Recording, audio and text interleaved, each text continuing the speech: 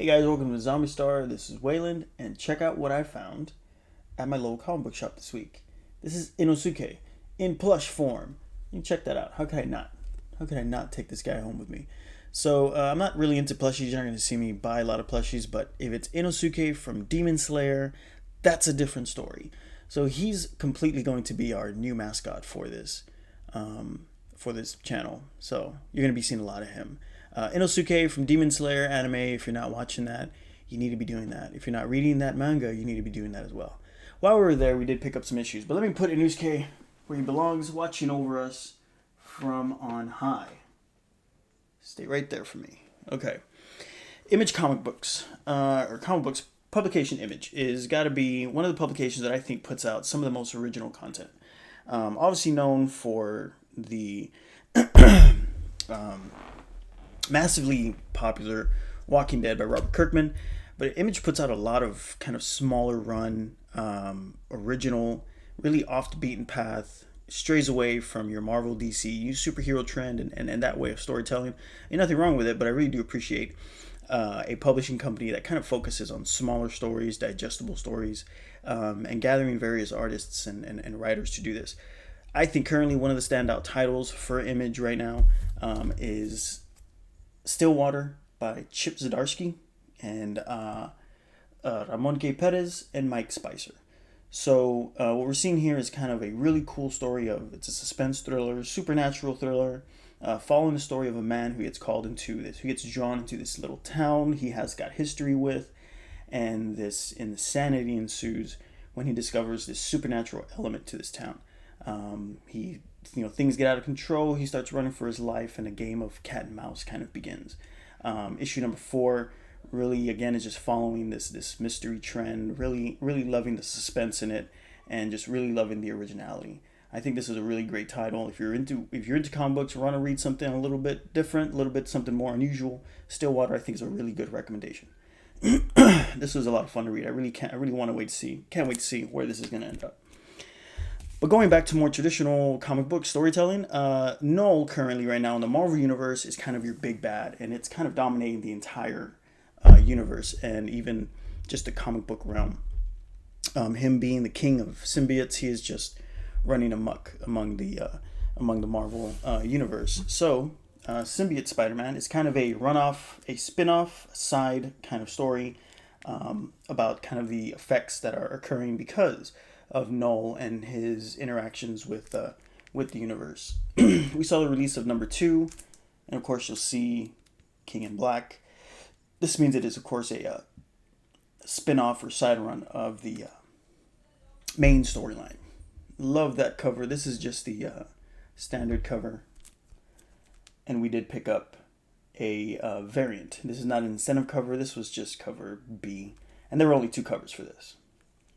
So kind of a run-of-the-mill story here. It really is the story of Peter when he had his time with the symbiote suit after Secret Wars. But of course, this timeline crosses over when Null was also running amok and causing all kinds of havoc. So I think what's interesting about this book and kind of something that was very surprising was kind of the cameos and side characters that are actually coming out here. So I do understand it's going to be a short run. If you're a Spider-Man fan, definitely is a recommendation. If you're currently following Null and everything that's going on there, this is a really good read, as very important events are happening in this small side story that are definitely going to play a bigger role in the overall narrative. So Spider-Man Symbiote number 2, really awesome. Gotta say, I do like this cover a lot more than this just kind of just reminds me of more classic Spider-Man. Love it when he's just swinging around from kind of building to building with that city backdrop. It's pretty classic. Save the best one for last. Wolverine. Black, White, and Blood from Marvel.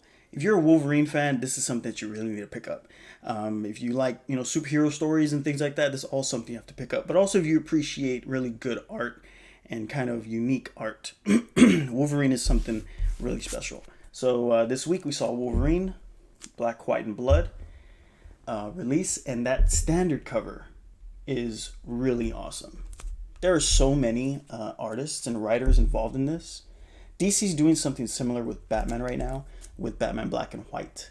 And what they're doing is kind of just really celebrating the heroes and kind of collecting short stories that really explore more the character and, of course, the man behind the mask and the hero.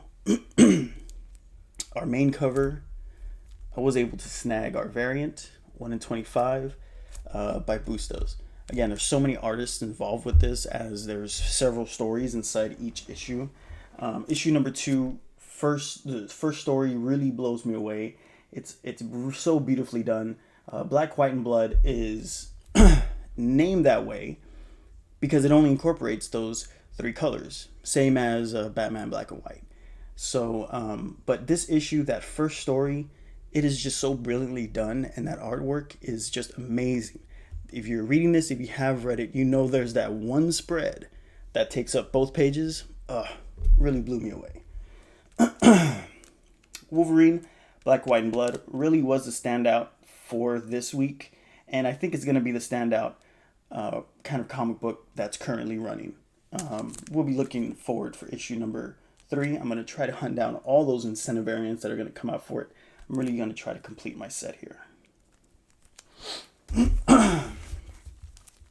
So, some short releases. We got Wolverine, Black, White, and Blood, Symbiote Spiderman number 2, and of course, our Stillwater.